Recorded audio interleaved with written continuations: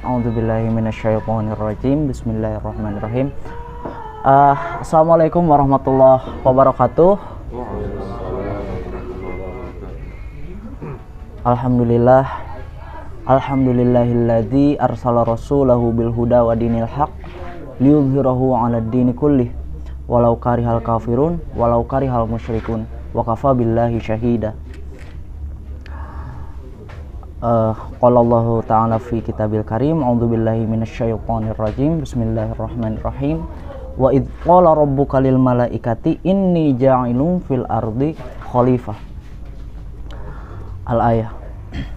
Baik, para sahabat, para saudara yang dirahmati dan dicintai Allah, pertama-tama izinkan saya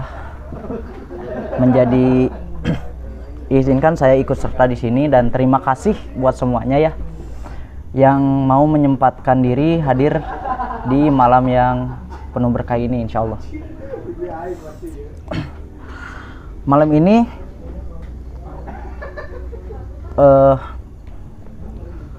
tentunya kita nggak melepaskan puji dan syukur ya kehadirat Allah, karena malam ini kita bisa dipertemukan di acara kajian ngopi giling, ngobrol perkara iman, ngobrol perkara Islam, berbagi dan berkeliling. Kali ini tema yang kita angkat itu berjudul kriminalisasi ajaran Islam haram. Kriminalisasi ajaran Islam. Para sahabat semuanya di sini pasti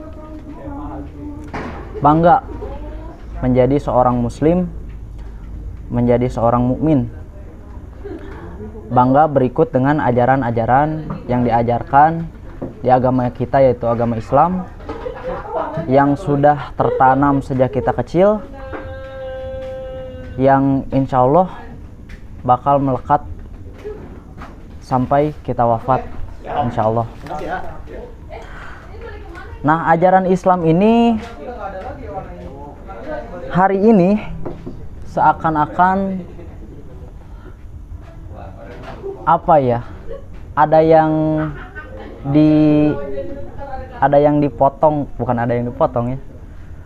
Ada yang disisir sebagian gitu. Sejak kecil kan kita di rumah diajarkan sholat, mengaji. Kalau yang saya alami sih kayak gitu, sholat, mengaji. Nah, kenapa kita mengangkat isu kriminalisasi ajaran Islam? Seakan-akan ajaran Islam itu dikriminal, seakan-akan ajaran Islam itu dikebiri. Ajaran Islam yang mana sih yang dikebiri gitu. Dan ternyata kalau kita lihat beberapa waktu ke belakang, ada beberapa momen yang lumayan ironis menurut saya pribadi, dan saya rasa layak untuk kita menempatkan suatu kata kriminalisasi itu. Karena apa ya? Karena yang dikriminalisasi itu adalah ajaran Islam, sedangkan kita sebagai mukmin muslim sendiri sebagian diantaranya nggak sadar gitu bahwa ada yang dikriminalisasi. Memang apa sih yang dikriminalisasi? Bukan tentang dikriminalisasi tentang sholatnya, bukan tentang mengajinya, bukan tentang zakatnya, bukan tentang kurbannya, tapi ada satu hal yang mendasari itu semua gitu, yaitu sunnah Nabi yang paling besar. Kalau menurut saya, sunnah Nabi yang paling besar yaitu mendirikan khilafah fil ard. Seperti yang tadi sempat dibacakan sedikit di awal, bahwasanya manusia itu ditempatkan di bumi berfungsi untuk mendirikan khilafah. Dalam arti lain, bumi itu diamanatkan kepada bangsa manusia untuk dikelola. Singkat kata seperti itu. Nah, ajaran tentang khilafah ini, tentang khalifah ini yang mungkin sedikit demi sedikit itu dikurangi dan semakin banyak siganu dikriminalkeun gitu tah. Seperti yang dijauhi, seakan-akan kata khilafah, kata khalifah itu kayak yang menebar teror gitu. Padahal kan enggak. Nah, malam ini kita bersama didampingi, kita belajar bersama, belajar bareng Bapak Ustadz Asep. Biar nggak terlalu malam, mungkin kita mulai aja ya. Pembahasan lebih lanjut, apa sih yang dimaksud? Apa sih ajaran Islam yang mana sih yang dikriminalisasi? Terus apa hubungannya sama kita dan apa pengaruhnya sama kita? Kemudian apa yang harus kita lakukan sebagai mukmin muslim khususnya? Kepada Bapak Asep kami persilahkan untuk membagi, menge-share ilmunya pada kita. Mangga, Asep.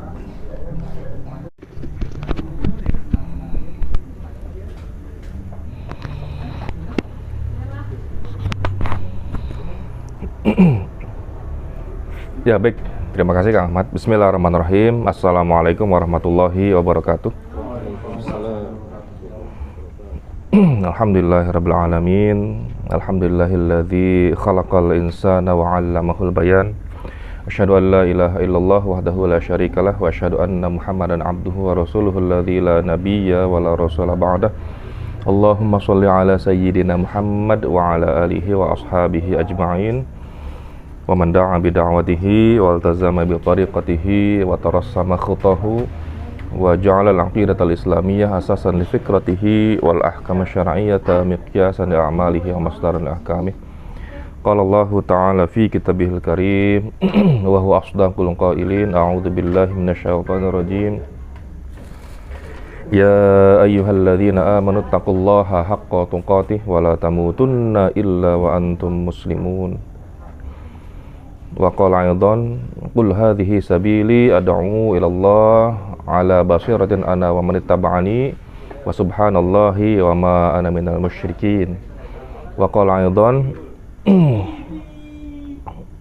walan tarda 'ankal yahud walan nasara hatta tattabi'a millatahum. Allah ya sadaqallahul azim.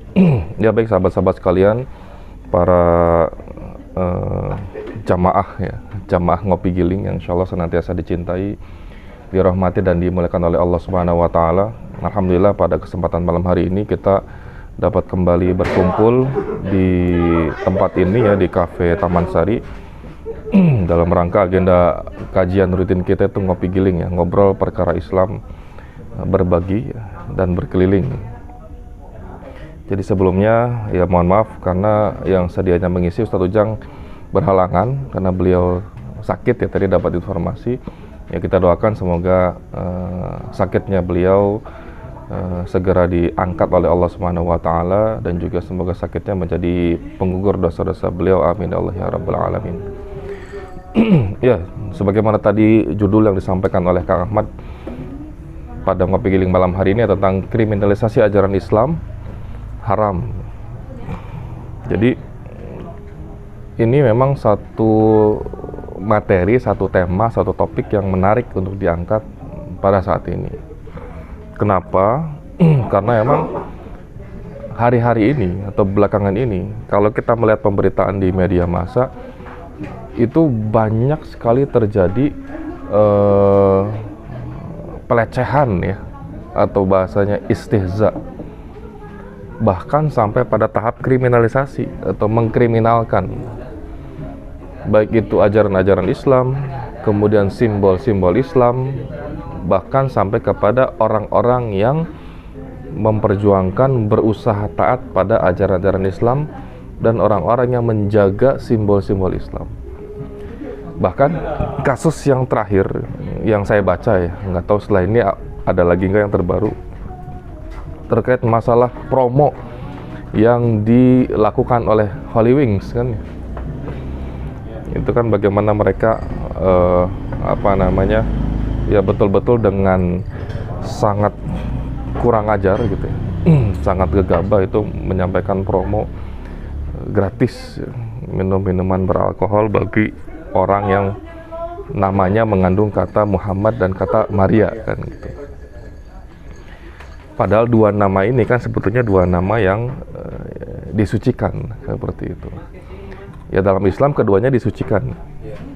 Karena nama Muhammad itu adalah nama Nabi kita, nama Rasulullah SAW. Kemudian Maria juga, Maryam ya maksudnya itu ya ibunda dari Nabi Isa alaihissalam. Ya walaupun mereka pada akhirnya meminta maaf kan. Tapi kan itu sebetulnya merupakan satu tindakan yang sangat gegabah, sangat sembrono, sangat ya kurang ajar lah seperti itu. Ya kalau misalkan mau niat promo ya kenapa nggak pakai nama perusahaannya kah, atau nama orang-orang yang berada di jajaran direksinya kah, atau nama yang lainnya? Kenapa harus dengan menggunakan dua nama itu? Dan kita ketahui dua nama itu adalah nama yang sudah khas sebetulnya. Kenapa misalkan kalau kita punya nama Muhammad di dalamnya, kenapa orang tua kita menyematkan nama itu? Atau kalau misalkan kita punya anak, kenapa dan kita beri nama ada Muhammadnya dalam nama anak kita?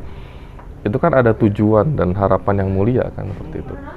Agar kemudian nama itu membawa satu keberkahan kan harapannya seperti itu. Tapi kemudian ketika dijadikan sebagai ajang promosi ini kan sangat-sangat keterlaluan, sangat-sangat kurang ajar. Itu yang terakhir ya. Sebelumnya gitu, ya kita juga melihat pemberitaan di media bagaimana kemudian khilafah itu dinilai buruk atau dituding sebagai ancaman.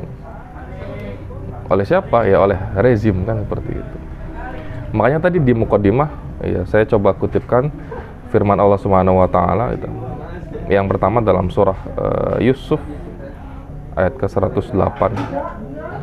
Itu ya di sana dikatakan bahwa qul hadhihi sabili, katakanlah jadi Allah memerintahkan kepada Nabi Muhammad SAW, hadhihi sabili, inilah jalanku, ad'u ila Allah, aku dan orang-orang yang mengikutiku ya. Jadi dilanjutkan ad'u ila Allahi ala basiratin ana wa nitaba'ani. Jadi aku dan orang-orang yang mengikutiku itu mengajak kalian semua kepada jalan Allah ala basiratin, dengan hujjah ya, dengan argumen, dengan penjelasan. Jadi inilah memang salah satu karakteristik Islam. Ajaran Islam ini adalah ajaran yang sangat-sangat logis dan rasional. Jadi menarik, Islam itu bukan agama logika, tapi Islam itu logis. Ya mungkin agak susah mencernanya ya. Kenapa bukan agama logika? Saya kasih contoh. Keberadaan surga dan neraka itu tidak bisa dilogikakan. Kenapa? Karena belum ada kan orang yang pernah ke sana, atau kita belum pernah ke sana. Tapi keberadaan surga dan neraka itu logis. Adanya balasan bagi orang-orang yang berbuat baik, yaitu surga. Adanya balasan bagi orang-orang yang bermaksiat atau berbuat buruk, yaitu neraka. Itu kan logis seperti itu. Itu sangat-sangat logis. Kemudian Islam itu merupakan ajaran yang sangat-sangat rasional, atau cara mendapatkannya itu melalui proses berpikir. Makanya Islam itu disebut dengan akidah akliyah kan. Jadi kita berislam itu bukan karena ikut-ikutan, bukan karena aduh saya terlahir dari rahim seorang ibu yang muslimah, atau saya berada di komunitas yang mayoritas muslim, atau saya berada di wilayah yang memang dominannya ajaran agamanya Islam. Tidak seperti itu. Tapi kita berislam itu melalui proses berpikir. Sehingga apa? Hasil pemikiran kita tersebut yang nantinya akan mempengaruhi seluruh aktivitas kita. Entah itu ucapan kita, entah itu cara pandang kita, maupun perbuatan atau perilaku kita. Karena tidak sedikit orang yang kemudian menganut ajaran Islam tidak melalui proses berpikir, tapi hanya karena ikut-ikutan saja. Akhirnya apa? Nggak nyambung antara apa yang dianutnya sebagai agama dengan apa yang sehari-hari lisannya ucapkan, dengan cara pandangnya terhadap sesuatu, dengan perbuatannya sehari-hari, itu nggak nyambung. Kenapa? Karena tadi beragamanya ikut-ikutan. bukan melalui proses berpikir. Padahal Islam mengajarkan bahwa ya sejak sejarah para nabi itu kan Allah mengajarkan kepada para nabinya untuk mendapatkan tauhid atau keimanan itu kan melalui proses berpikir. Selalu seperti itu. Bagaimana ya kita mengenal Nabiullah Ibrahim alaihissalam kan, Khalilullah, bagaimana cara atau proses beliau mendapatkan keyakinannya dan seterusnya. Nah itu kan semuanya didapatkan oleh proses berpikir. Jadi bukan karena ikut-ikutan. Coba bayangkan kalau Nabi Ibrahim ikut-ikutan. Bapak saya produsen berhala nih. Kalau ikut-ikutan ya udah ikut bapaknya aja. Bikin berhala terus jualan kan, bisnis Tuhan gitu kan. Bisnis sesembahan selesai. Tapi kan Allah mengajarkan bahwa namanya bertauhid, berislam, beriman itu bukan ikut-ikutan. Sehingga kita bisa melihat apa dampaknya gitu loh. Ketika misalkan kita menganut ajaran Islam melalui proses berpikir, maka itu akan mempengaruhi seluruh aktivitas kita. Ucapan kita pun akan terjaga gitu loh. Ucapan kita ya sesuai dengan apa yang Islam perintahkan. Cara pandang kita juga sesuai dengan ajaran Islam. Bagaimana kita menyikapi misalkan problematika umat yang ada saat ini. Bagaimana kita mendudukkan atau menyikapi isu-isu yang berkembang saat ini. Bagaimana kita menyikapi kemudian fenomena di tengah-tengah masyarakat. Nah, kalau proses beriman kita melalui proses berpikir, maka dan proses berpikir yang sahih, yang benar, maka kita pun akan menyikapi itu semua sesuai dengan ajaran Islam. Tapi kalau cuma ikut-ikutan ya nggak nyambung. Makanya wajar ya ketika misalkan di tengah-tengah masyarakat ada istilah STMJ ya. Apa STMJ? Ya, sholat terus maksiat jalan. Ya, walaupun ada yang bilang itu masih mending gitu. Yang parah kan sholat tara gitu. Maksiat jalan itu ya udah parah gitu. Karena kan ya sholat dikatakan sebagai pembeda antara muslim dengan kafir kan gitu. Jadi itu contoh bahwa ketika kita memeluk atau menganut Islam harus melalui proses berpikir. Jadi di sini jelas gitu, ala basiratin. Jadi bahwa Islam itu ya disampaikan dengan hujjah yang nyata, dengan argumentasi yang nyata, dengan penjelasan yang sangat-sangat logis. Kemudian apa? Wa subhanallahi wa ma ana minal musyrikin. Maha suci Allah dan aku tidak termasuk orang-orang yang musyrik. Musyrik itu kan mensekutukan Allah Subhanahu wa taala. Jadi bisa jadi dia Islam, bisa jadi dia muslim, bisa jadi dia mengakui Allah Subhanahu wa taala sebagai Tuhan, tapi dia mempunyai andad. Andad itu tandingan-tandingan. Jadi dia mensejajarkan yang lain dengan Allah Subhanahu wa taala. Percaya Allah tapi masih percaya dukun, masih percaya jimat, bukan jimat Subang ya. Tapi jimat secara umum. Masih percaya benda-benda, masih menganut kepercayaan animisme, misalkan dinamisme.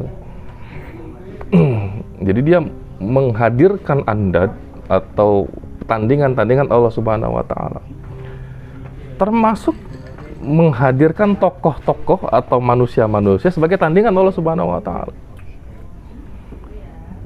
Jadi gini, kita meyakini bahwa Islam itu merupakan ajaran yang sempurna kan? Jadi saya coba sampaikan definisi Islam yang sampai dengan saat ini saya adopsi.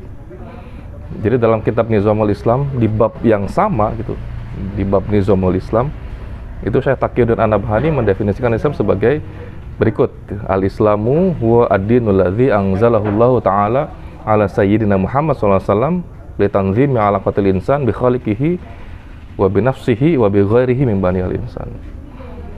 Jadi ini definisi yang sampai dengan saat ini saya anut. Al-Islamu, Islam adalah ad-din, dia adalah din. Nah, kalau di Indonesia kan diterjemahkan sebagai agama ya. Agama ini kan konon katanya dari bahasa Sanskerta. A itu artinya tidak gitu kan, gama itu rusuh. Jadi agama itu biar nggak rusuh, biar nggak ribut, biar nggak bertengkar dan seterusnya. Sebatas itu. Padahal Islam lebih dari itu, dia adalah din. Dia adalah ya pedoman hidup kan, panduan hidup.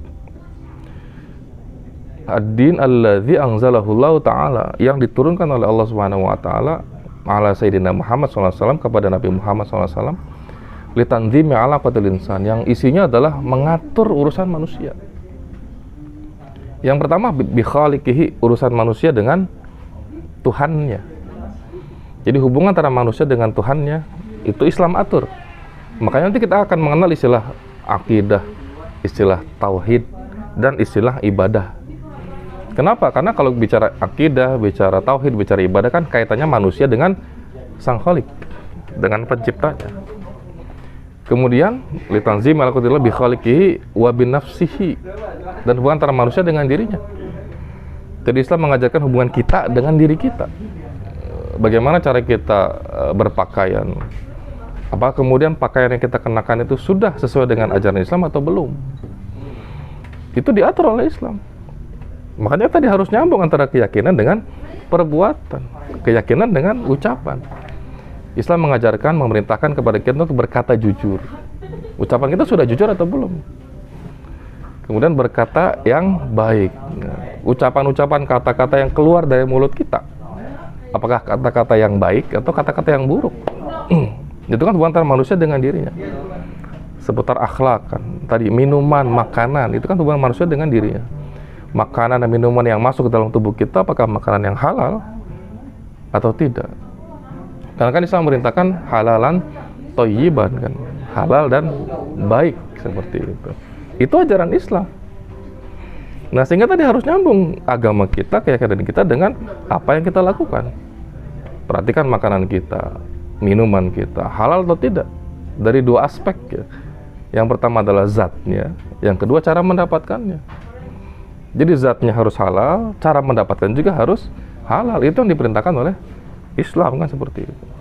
Pakaiannya tadi, apakah tadi bahannya, kan laki-laki tidak boleh menggunakan sutra kan, berarti jangan dipakai gitu. Kalau perempuan boleh. Kemudian apakah bentuknya sudah menutup aurat atau belum?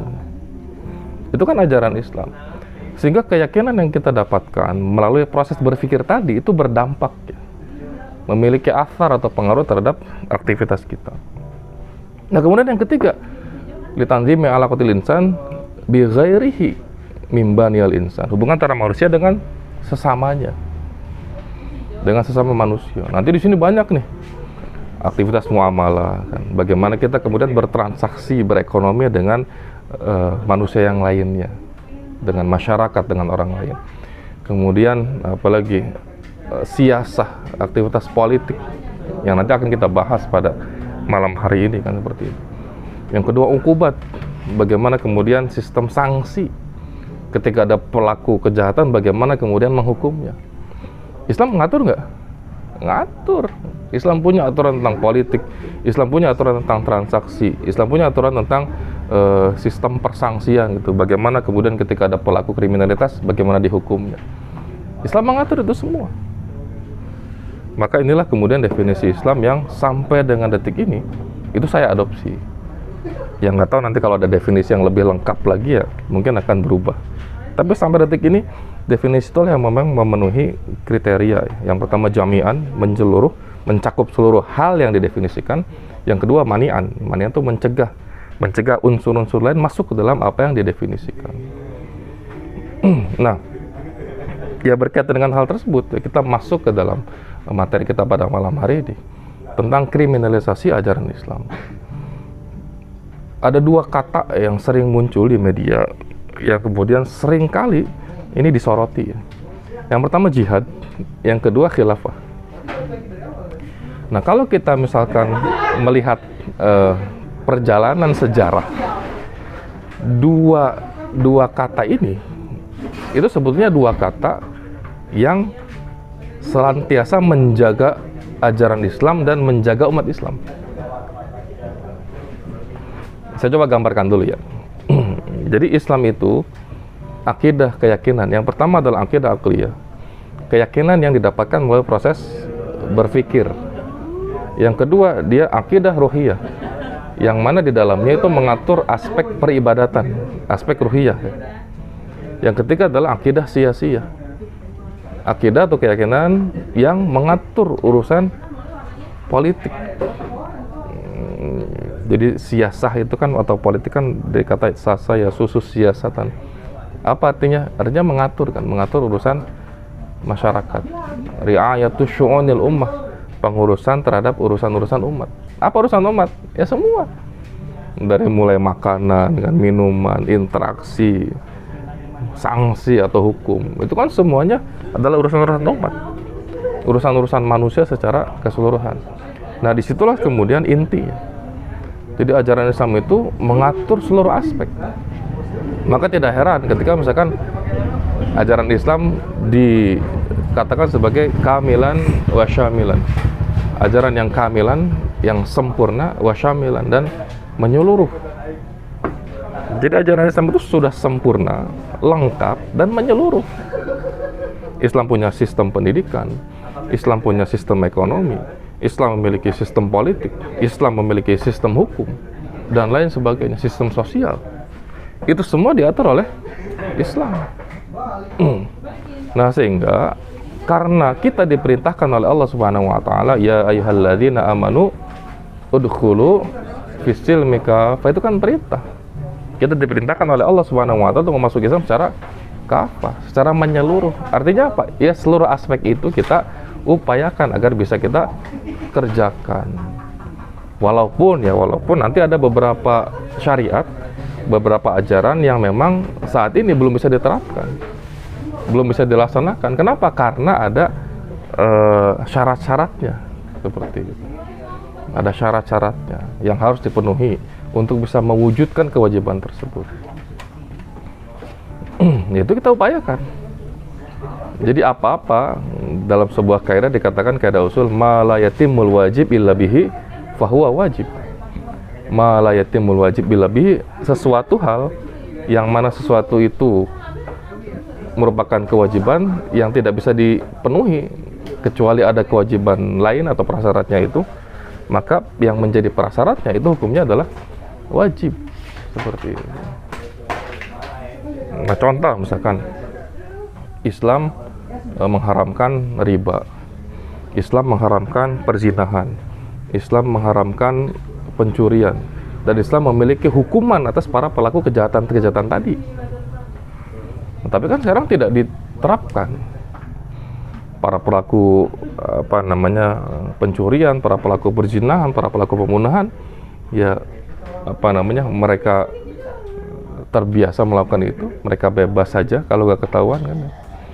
Kemudian ketika pun ketahuan ya tidak dihukumi dengan menggunakan syarat Islam. Kenapa? Karena memang tidak ada entitas, tidak ada institusi yang kemudian menerapkan aturan-aturan tadi yang disebut dengan khilafah Islamiyah. Yang mana khilafah itu sekarang sedang demonstrisasi. Tadi dua kata ya, khilafah dengan jihad. Nah, keduanya ini itu merupakan kata atau term atau istilah yang sebelumnya dalam perjalanan sejarah kaum muslimin itu dua kata ini adalah dua hal yang kemudian menjaga kemuliaan Islam, menjaga kemuliaan ajaran Islam, dan menjaga kehormatan umat Islam, termasuk menjaga kedaulatan wilayah kaum muslimin. Tapi kemudian ya kenapa di awal tadi saya juga mau kutipkan salah satu firman Allah Subhanahu wa taala, walan tardu angkal yahudu wala nasara hatta tattabi'a millatahum. Faktanya seperti itu, orang-orang Yahudi dan Nasrani itu tidak akan pernah ridho sampai kita mengikuti milah mereka, ajaran mereka, termasuk dalam hal bernegara, berpemerintahan. Jadi mereka nggak suka tuh ketika misalkan ada khilafah yang melindungi umat Islam, melindungi ajaran Islam, melindungi kehormatan kaum muslimin, dan menjaga kedaulatan umat Islam. Mereka nggak suka. Sehingga apa? Ya, apa yang mereka lakukan? Yang mereka lakukan adalah mencoba untuk memonsterisasi dua istilah tadi. Yang mereka lakukan adalah menjauhkan umat Islam dari dua istilah tadi. Jadi demonstrisasi dulu, biar apa? Biar umat Islam takut. Kalau umat Islam sudah takut, kan mereka menjauh. Nggak mau dekat-dekat. Nah, ketika jihad dan khilafah ini sudah tercerabut dari benak kaum muslimin, maka musuh-musuh Allah, musuh-musuh Rasulullah, musuh-musuh Islam akan mudah untuk menjajah umat Islam. Seperti itu. Ya sekarang ginilah, kalau kita bicara lingkup yang lebih kecil lah Indonesia, apa sih yang memerdekakan Indonesia? Islam. Jihad. Kan dulu kan ada resolusi jihad kan, yang kemudian itu menggerakkan seluruh santri, seluruh ulama, seluruh ajengan, seluruh pesantren yang ada di negeri ini untuk apa? Untuk melawan penjajah, untuk mengusir para penjajah. Sekarang kondisi kita gimana? Sudah merdeka atau masih terjajah? Masih terjajah. Cuman bedanya apa? Bedanya dulu kita terjajah secara fisik. Sekarang kita terjajah secara non fisik. Dulu yang diambil adalah barang-barang kekayaan yang ada di permukaan tanah. Kan rempah-rempah, ya cengkeh, palawija, itu kan yang dibawain. Sekarang di permukaan tanah diambilin, di perut bumi diambilin, di tengah laut diambilin. Jadi sebetulnya penjajahannya lebih luar biasa. Kenapa? Ya tadi, karena spirit jihad, spirit khilafah itu dicabut dari benak umat Islam. Jadi tidak ada lagi kemudian yang mampu atau yang berani menyampaikan itu penjajahan kemudian harus dilawan. Sedikit orang yang berani menyuarakan itu. Udah masa sedikit kemudian dihantam dengan isu kan. Jihad, khilafah radikal kan, fundamental, ekstremis dan seterusnya. Nah, ini kan sebetulnya merupakan istihza ya, atau pelecehan terhadap ajaran Islam. Dan ini merupakan satu perbuatan yang ya sangat-sangat hina kan. Kenapa? Karena perbuatan istihza atau pelecehan terhadap ajaran Islam ini pada masa Rasul itu hanya dilakukan oleh orang-orang kafir. Ya walaupun ada juga orang-orang munafik, orang-orang fasik. Ya sekarang sama gitu. Sekarang sama. Namanya kan tentu kita sebagai ya generasi muda kaum muslimin kan harus punya kesadaran ya. Harus melek lah gitu. Apa yang sedang terjadi. Bahwa yang sedang terjadi adalah upaya gimana caranya menjauhkan Islam dari umat Islam. Jadi ya biarin lah, silakan ajarannya Islam, agamanya Islam, KTP-nya Islam, tapi perilakunya jangan Islam, pemikirannya jangan Islam, perbuatannya jangan Islam. Kan itu yang diharapkan. Itu yang diharapkan. Sehingga ketika misalkan umat Islam sudah seperti itu, sudah tersekularisasi, sudah terpisahkan antara ajaran agama dengan perilaku kehidupannya, maka mereka bisa mengendalikan. Mereka bisa dengan mudah untuk mencabut sedikit demi sedikit ajaran Islam satu demi satu. Kan dalam sebuah hadis yang diriwayatkan Imam Ahmad juga dikatakan seperti itu kan. Jadi ikatan Islam itu akan terlepas satu ikatan demi satu ikatan.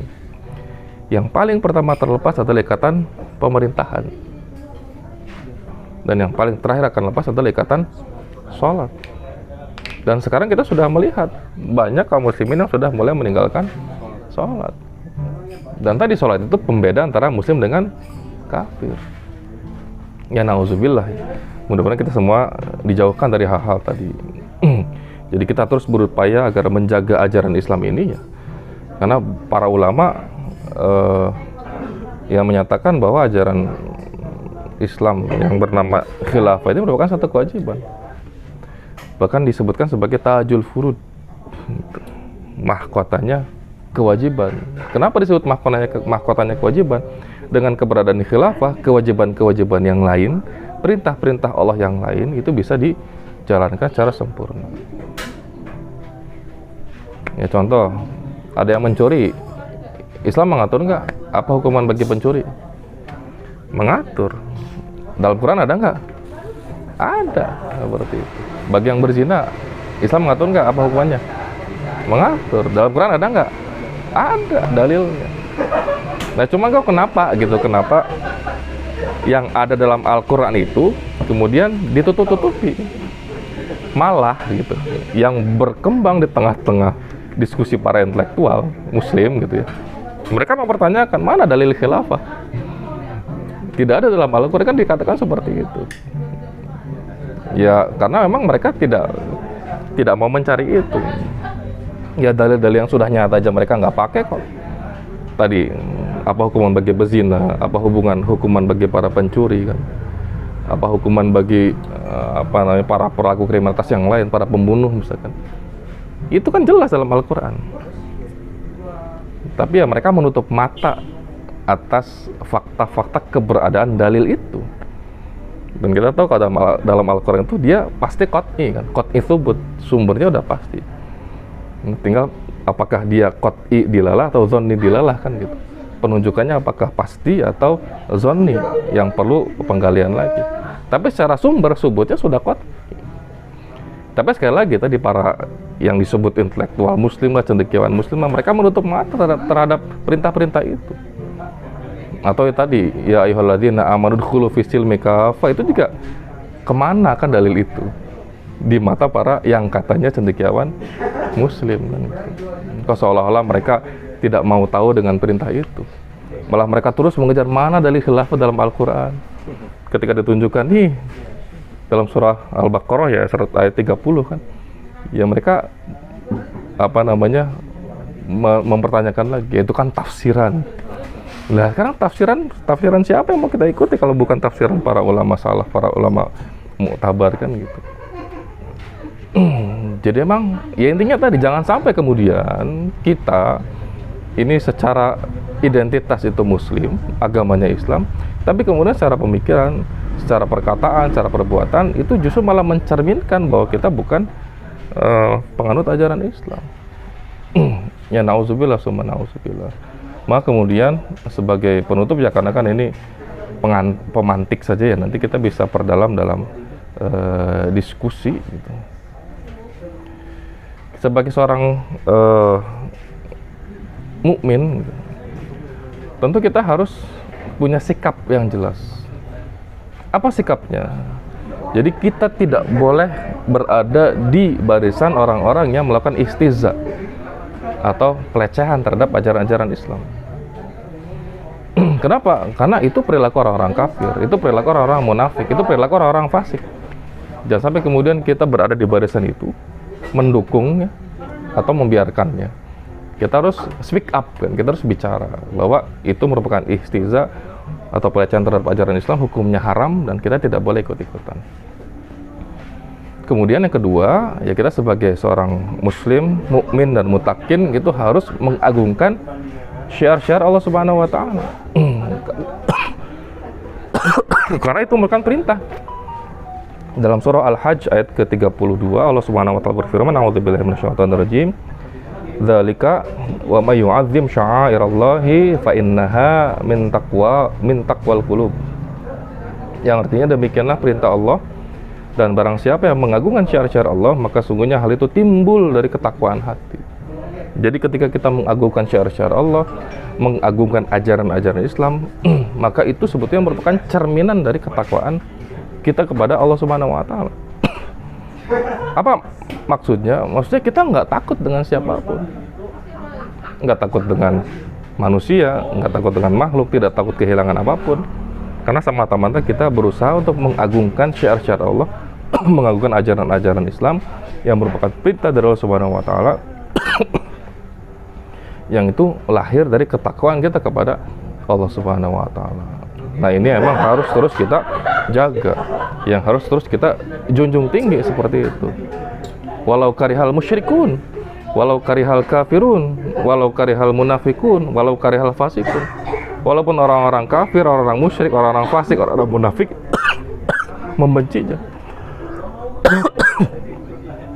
Ya itulah sikap mereka gitu. Tabiatnya seperti itu.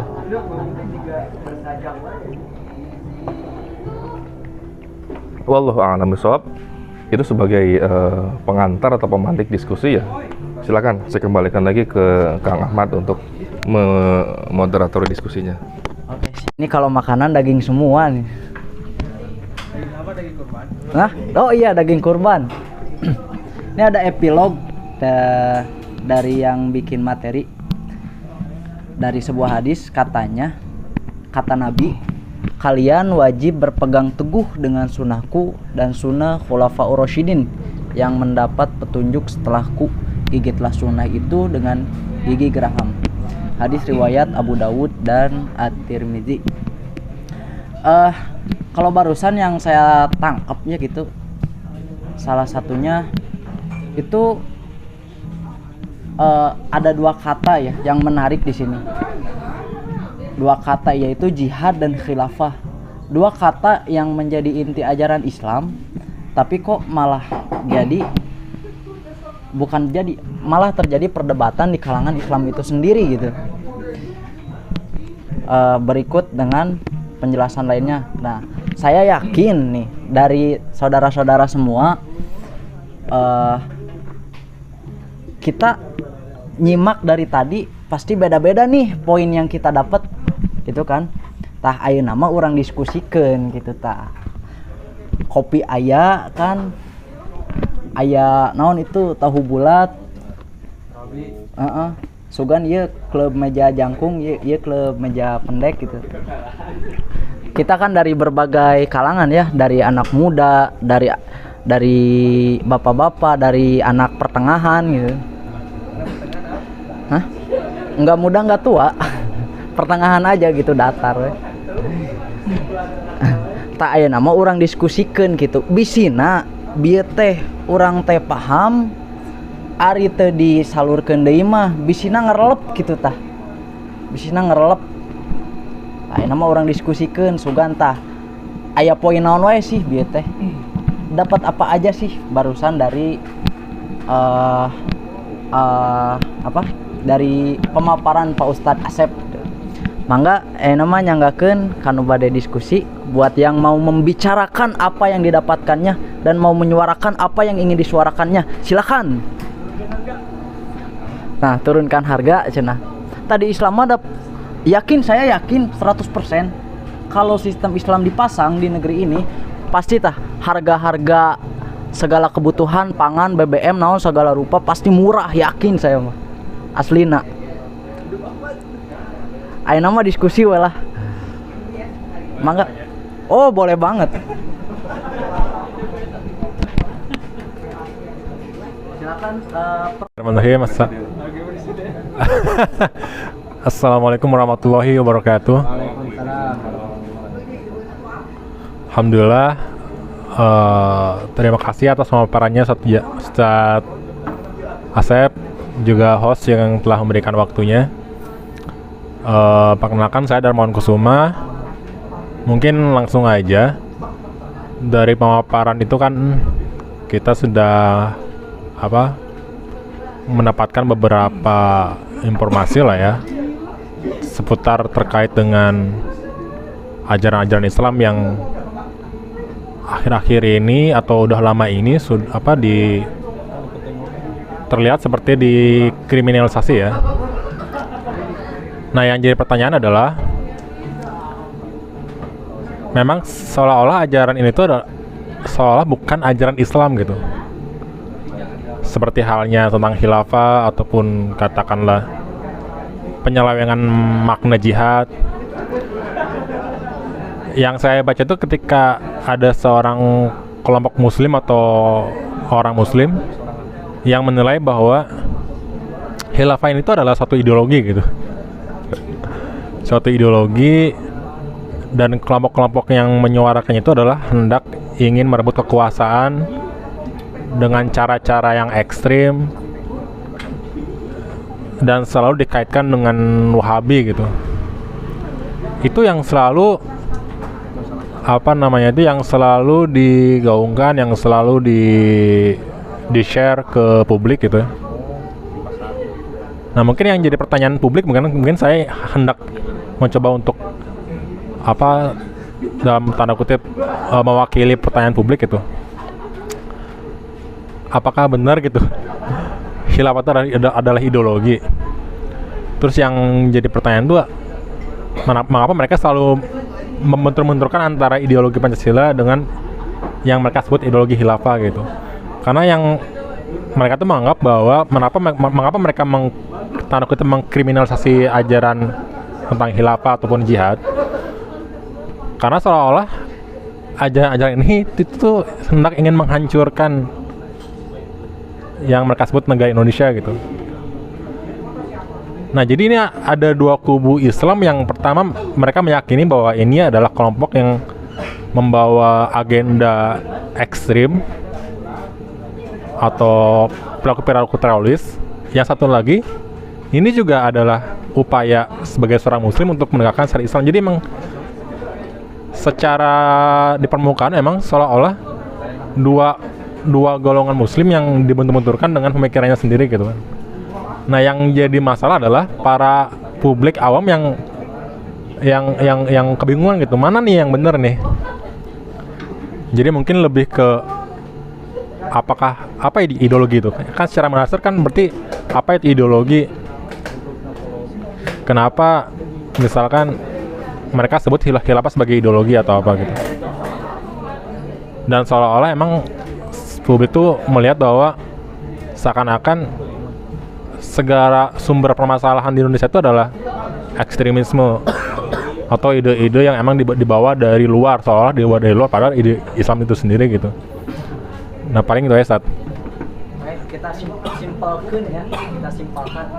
Jadi pertama tadi apa itu ideologi? Ya, terus Kenapa ada dua kubu Islam ya, yang mempertentangkan itu? mengapa mereka memandang bahwa khilafah adalah suatu ideologi gitu? Sebuah ideologi. Artinya kan mungkin apakah emang ini sengaja mereka pelintirkan ataukah mereka tidak mengerti makna ideologi gitu? Oh, jadi pertanyaan pertama, apakah itu ideologi dan kenapa khilafah itu dipandang sebagai Ideologi perusak bangsa. perusak bangsa? Itu- pandangan umum ya. Iya, itu pandangan ya. Nah, kita kunci. Iya. Berarti pandangan umum khilafah itu merusak apa? Jadi emang ada dua pandangan, ada dua pandangan umum yang seolah emang sengaja dibenturkan gitu. Nah, oke. Menurut Darmawan katanya di pandangan umum khilafah itu merusak bangsa karena merupakan ideologi yang bertentangan. Oke, Ya. kita anggap demikian dulu. Ah. Pertanyaan berikutnya adalah kenapa? Gitu ya. Maka Asep. Iya, terima kasih atas pertanyaannya. Jadi yang pertama kan tadi ketika kita menemukan ya, atau mendapatkan satu terma, satu istilah atau satu kata, itu yang pertama kita dudukan dulu, kita definisikan dulu. Apa definisi ideologi kan gitu? Apa sih yang dimaksud dengan ideologi itu? Sehingga nanti kita bisa lebih tepat dan cermat menghukumi sebenarnya ini tuh ideologi atau bukan. Nah, jadi kalau misalkan kita melihat secara umum ya, secara bahasa gitu, atau secara pemahaman umum, dikatakan bahwa ideologi itu adalah kumpulan gagasan, ide, keyakinan yang menyeluruh dan sistematis yang menyangkut berbagai bidang kehidupan manusia. Atau dalam bahasa Islamnya itu ada istilah yang disebut dengan mabda. Mabda itu aqidah aqliyah yang bathiqu anha nizam. Keyakinan yang didapatkan melalui proses berpikir yang terpancar darinya itu nizam, aturan-aturan yang lain. Itu mabda. Nah, ketika disejajarkan kurang lebih sama sih sebetulnya. Karena gagasan, ide, pemikiran yang memiliki yang sistematis, yang memiliki gagasan ide yang lain, bidang kehidupan yang lain kan kurang lebih sama ya kalau mau disejajarkan. Nah, itu definisi ideologi ya, atau dalam bahasa Islamnya disebut mabda. Nah, berikutnya baru kan kita kaitkan apakah benar khilafah itu mabda. Dan tadi misalkan ketika Kang Darmawan nanya sering membenturkan antara khilafah dengan Pancasila, ya kita dudukan apakah keduanya ini mabda atau bukan. Apakah khilafah itu ideologi? Apakah Pancasila itu adalah ideologi? Nah, kita dudukan dulu. Tadi kalau ideologi itu dia pemikiran yang mendasar, yang kemudian dari pemikiran mendasar itu muncul aturan-aturan seputar pengaturan urusan kehidupan. Itu ideologi. Apakah khilafah itu memunculkan aturan-aturan lain? Jawabannya tidak. Kenapa? Karena khilafah itu merupakan bagian dari satu atau buah dari pemikiran yang mendasar. Apa itu? Islam.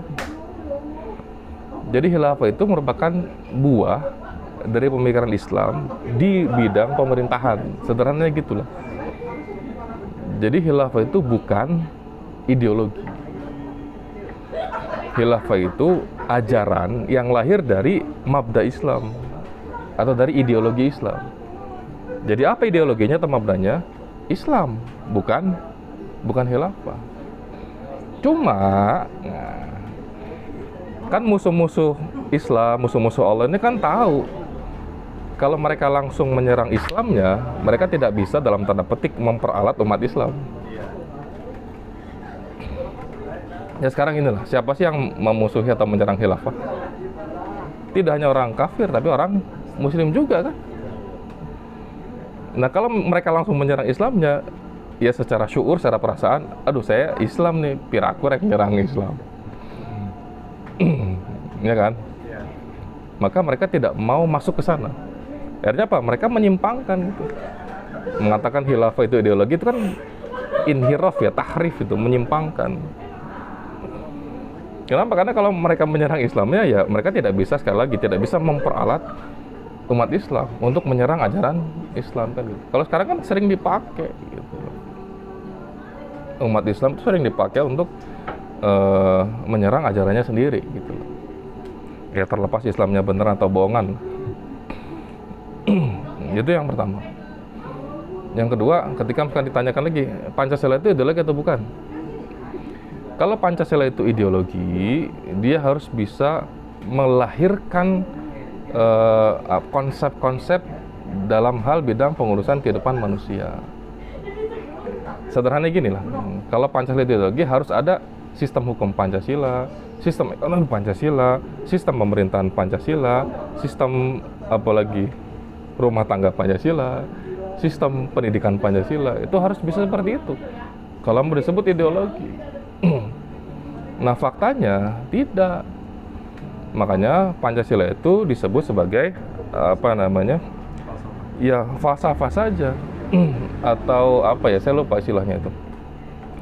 Jadi dia merupakan ya nilai-nilai baik, common value, nilai-nilai umum yang digulirkan oleh founding father kan gitu, yang dilontarkan oleh pendiri bangsa ini.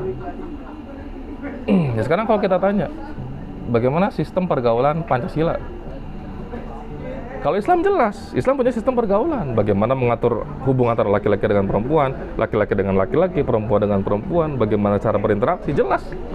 Tidak boleh itilat, tidak boleh berkholwat, misalkan menutup aurat ketika keluar rumah, itu jelas Islam punya aturannya.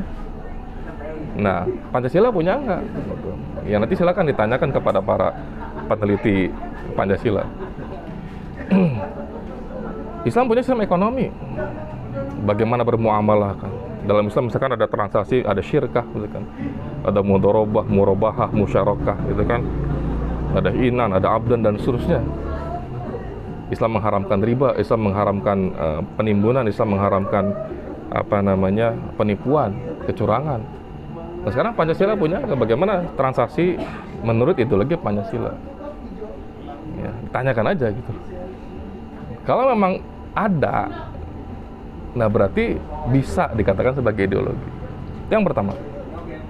Yang kedua cirinya adalah dia ada yang menganut, yang memegang teguh dan menyebarluaskan tanpa ada batas-batas teritori. Islam itu ya ada di seluruh negara di dunia ini. Penganutnya ada, penjaganya, ya orang-orang yang masih menganutnya ada, yang mendakwakan juga ada, dan dia sifatnya transnasional. Itu ciri ideologi. Nah sekarang Pancasila disebarluaskan ke sama orang-orang Amerika, sama orang-orang Eropa, sama orang-orang Afrika misalkan. Kalau Islam ada, Amerika ada, Eropa ada, Afrika ada, Australia ada. Nah Pancasila ada nggak di negara-negara itu? Maksudnya disebarluaskan nggak? Jadi itu juga bisa dijadikan sebagai alat pengujian ya. Apakah ini masuk ke dalam ideologi atau bukan, seperti itu. Nanti silakan secara objektif dinilai ini ideologi atau bukan. Tadi kalau khilafah ideologi bukan, ya kita katakan bukan. Kenapa bukan? Dia bagian dari ideologi. Apa ideologinya? Islam, seperti itu. Islam agama yang ditujukan oleh Allah Subhanahu wa taala yang tadi definisinya saya sampaikan. Nah, kalau Pancasila ideologi bukan, ya silakan diteliti gitu. Sambil kita lontarkan pengujian-pengujian. Jadi itu hanya set of filosofi saja kalau menurut saya pribadi. Common value saja yang kemudian dilontarkan oleh founding father. Nggak bisa sistem hukum Pancasila seperti apa? Bagaimana Pancasila menghukum koruptor? Yang dulunya saya Pancasila, saya NKRI, tiba-tiba beberapa waktu kemudian pakai jaket oranye. Itu kan contoh. Atau kemarin gitu kan kasus koruptor kelas kakap yang kemudian dibebaskan dengan alasan tidak menjawab pesan. Itu kan lucu, sehingga tidak terbukti melakukan korupsi atau penyuapan. Nah, itu kan contoh, maksudnya apakah seperti itu sistem hukum Pancasila? Kalau emang seperti itu, tanyakan kepada diri kita, layak tidak itu diterapkan kan gitu. Kemudian bagaimana cara satu ideologi memandang misalkan ya pengurukan kekayaan alam, penguasaan kekayaan alam kepada pihak swasta asing apalagi kan gitu. Kalau Islam jelas gitu, Islam membagi kepemilikan, ada milkiyah fardiyah, kepemilikan individu, ada milkiyah ammah, kepemilikan umum, ada milkiyah daulah, kepemilikan negara. Apa hukumnya juga sama Islam dijelaskan. Bagaimana hukum kepemilikan individu, bagaimana hukum kepemilikan umum, bagaimana hukum kepemilikan negara, itu sampai Islam diturunkan jelas. Makanya Islam itu tadi pemikiran yang mendasar, yang dari pemikiran tersebut melahirkan aturan-aturan yang detail seperti itu. Ya sederhananya lah, masuk keluar kamar mandi aja kita atur kok. Islam mengaturnya gitu, kita diatur oleh Islam. Mau tidur aja diatur, menguap aja diatur, bersin aja diatur, kan gitu. Saking luar biasanya tadi kamilan wasyamilan, sempurna dan menyeluruh. Tapi tadi gitu, walan tardo angkal yahudu wala nasara hatta tatabi'a millatahum. Mereka takut. Orang-orang kafir itu takut kalau misalkan umat manusia ini berbondong-bondong masuk Islam. Generasi muda kaum muslimin ini memegang teguh ajaran Islam, mereka takut. Sehingga apa yang dilakukan? Mereka menjauhkan Islam dari umat Islam. Monsterisasi ditakut-takuti, dicap radikal, cap fundamental, cap intoleran, wah semuanya ditakut-takuti. Makanya itulah saya mah jadi muslim biasa aja. Memang muslim kayak gimana ya, muslim aja gitu kan. Nggak ada yang luar biasa, tidak biasa, sedikit biasa, cukup biasa, nggak ada gitu. Kan menarik gitu. Kan perintah Allah kepada kita kan tuh, ya ayyuhalladzina amanu taqullah. Kita diberitakan untuk bertakwa kepada Allah Subhanahu wa taala. Kemudian ya ayyuhalladzina amanu udkhulu fis silmi kafah. Kita diperintahkan untuk masuk ke dalam Islam secara kafah. Seperti itu. Jadi istilah pemilahan ada Islam radikal, Islam moderat, Islam fundamental, Islam liberal, itu hanya istilah-istilah yang dikeluarkan oleh musuh-musuh Islam. Untuk apa? Untuk mengotak-ngotak umat Islam. Agar antara yang satu dengan yang lain itu kemudian saling berperang gitu. Sehingga kemudian mereka asik dengan agenda penjajahan mereka. Hutan diambilin, tambang diambilin, minyak diambilin, emas diambilin, semuanya diambilin. Mereka ngapain? Ya tadi pasea gitu loh. Biasanya bertengkar terus urusan kunut tidak kunut, urusan digerak-gerakin atau tidak, urusan zahar atau sir. Suruh terus disibukkan oleh hal-hal semacam itu. Dan itu sengaja sama mereka didesain seperti itu. Agar mereka bebas untuk melakukan penjajahan yang sifatnya non fisik sekarang. Melalui undang-undang, mereka tanam antek-anteknya di pemerintahan gitu kan. Mereka masukkan konsep-konsep barat yang kapitalis dan liberal kepada perundang-undangan. Sehingga ya sekarang kita merasakan itu. Minyak goreng kan. Ya. Pertama apalagi. Jadi hal semacam itu kan kemudian akhirnya membuat membuat itu semua berpihak pada para kapitalis, para pemodal. Rakyat ya jadi sapi perah aja gitu. Pokoknya kalau nggak sanggup ya udah, jangan hidup, kan kasarnya gitu. Kalau nggak sanggup ya udah nggak usah hidup, kasarnya gitu.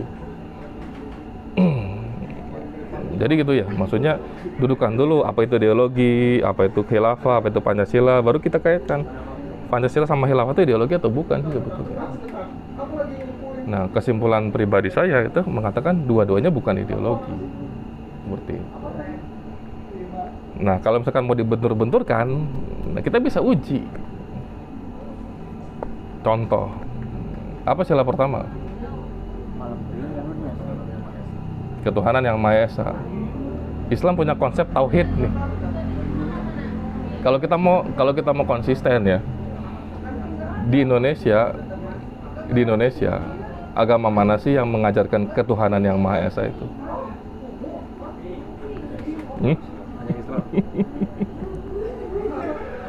Agama mana coba di Indonesia yang mengakui bahwa Tuhannya itu satu, satunya itu tunggal gitu loh? Islam. Tapi kan mereka nggak konsisten. Kenapa? Ya tadilah perilaku orang-orang kafir, orang musyrik, orang munafik, orang fasik, ya mereka tidak menyukai Islam. Contoh yang kemarin, misalkan ditemukan bahan peledak kan dan senjata di rumah warga gitu kan. Tapi tidak ada muncul kata teroris gitu kan. Nggak ada. Kenapa? Bukan Islam. Tapi kalau Islam, mungkin petasan satu juga langsung beduk. teroris. Golok juga dianggap sebagai bukti ingin makar kan. Ini kan logika yang ya tadi sesat pikir gitu. Jadi itu kan sebetulnya pelecehan terhadap nalar berpikir manusia kan. Jadi kalau kita punya nalar yang sehat, nggak akan mungkin berkesimpulan seperti itu kan. Kalau kita punya nalar yang sehat, kita kan pasti konsisten dengan argumen kita. Ini kan sengaja. Ketika Islam pasti akan stigmatisasi akan muncul. Tapi ketika bukan Islam, orang kafir yang melakukannya itu ya tidak ada stigmatisasi. Kayak di Papua, nggak ada istilah sebutan teroris apa, KKB kan, kelompok kekerasan bersenjata. Padahal yang mereka bunuh tidak hanya warga sipil, militer, polisi, TNI juga mereka bunuh. Kurang ganas apa coba? Tapi kan tadi maksudnya karena yang mereka benci adalah Islam dan umat Islam. Sehingga ketika pelakunya bukan Islam, bukan Muslim, ya mereka gunakan istilah-istilah yang lain.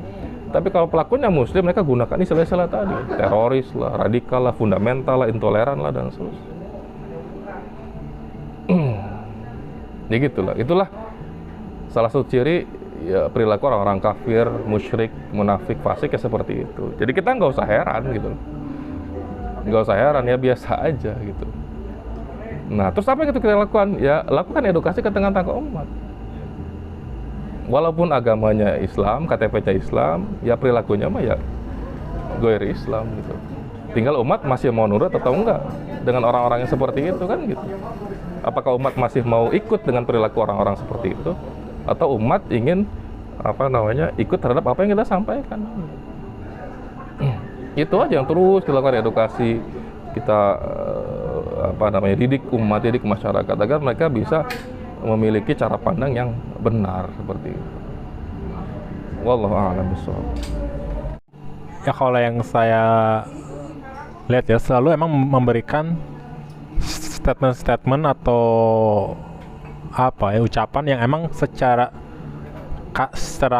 terlihat secara eksplisit itu emang seolah seperti memancing umat muslim untuk bertindak emosional atau anarkis atau apa gitu. Mereka selalu memancing dengan statement yang menggelitik ya, yang parah lah sebenarnya. Bukan menggelitik, parah lagi itu. Katakanlah tentang ajan lah, tentang apalah, tentang apa. Yang terakhir mungkin yang katakanlah Holy Wings mungkin ya. Mereka selalu membuat gerakan atau statement yang emang memancing emosi umat muslim ya. Nah ini juga kita harus memahami bahwa ini adalah jebakan-jebakan mereka untuk agar apa yang mereka definisikan, apa yang mereka klaim itu benar nyatanya gitu. Walaupun enggak juga mereka akan membuat satu yang tadi Ustaz Asep sampaikan, membuat satu skema seolah-olah ini adalah bagian dari kelompok itu gitu. Katakanlah seperti di Amerika, bagaimana cara mereka memvalidasi penjajahan mereka terhadap negara-negara penghasil minyak, ciptakanlah teroris di situ gitu. Katakanlah ISIS atau apa gitu ya. Soalnya mereka tuh punya alasan untuk mengintervensi negara tersebut itu dengan dalih memberantas terorisme. Nah, ini juga sebenarnya gaya-gaya yang dipakai di negeri kita ya.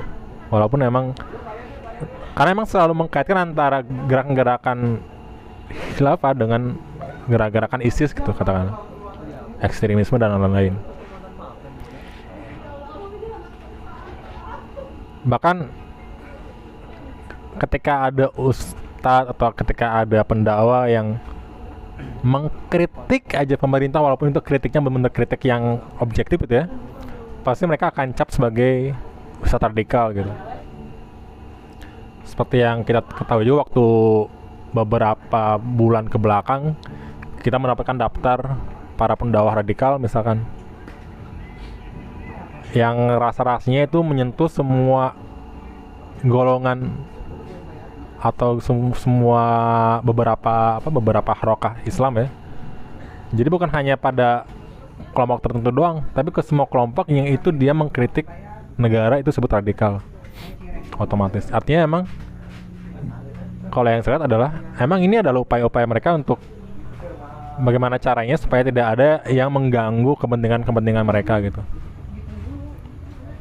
Alih-alih memberantas terorisme, sebenarnya mereka tuh melindungi kepentingan mereka gitu. Kalau yang saya lihat adalah sebagai bagaimana cara mereka melindungi kepentingan para kapitalis, bagaimana mereka melindungi kebebasan dalam pasar ya, kebebasan pasar.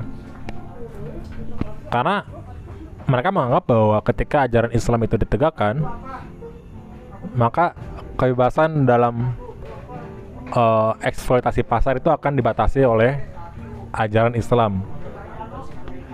Dan karena emang yang kita yakini juga emang Islam adalah membatasi itu, karena ketika tidak dibatasi maka yang terjadi adalah eksploitasi tak terbatas yang hasilnya adalah perusakan bukan hanya alam tapi juga perusakan moral dan seluruhnya lah.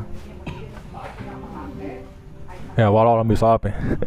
Mungkin ada komentar lain atau ada pertanyaan lain? Yang lain? Oke, terima kasih Kang Darmawan ya, luar biasa. Nanti minggu depan jadi pemateri ya. Mah sikap orang mah Allah, yang di luar Allah tolak.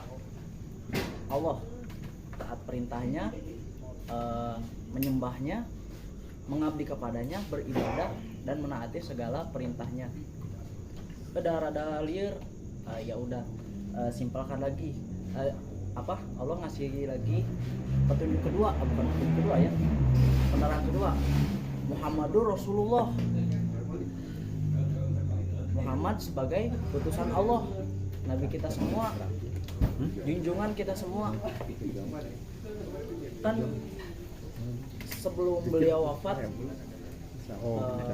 beliau itu mewasiatkan ya buat seluruh umatnya, bahkan sampai kita sekarang ini, jangan pernah tinggalkan Al-Quran dan Sunnah.